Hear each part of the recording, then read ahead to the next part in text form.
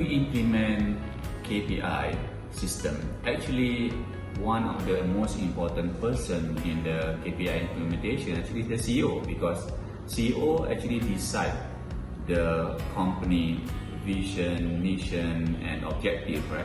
So the KPI actually translating all this vision and mission into actionable items.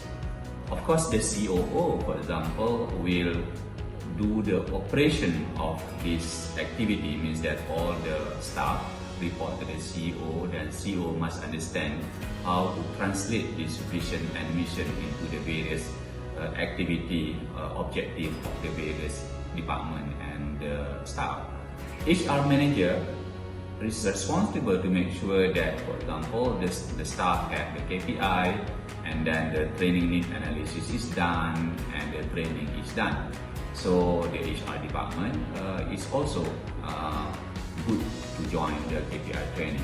Some of the company may have KPI manager or KPI executive. Of course, by default, they should be good in KPI implementation.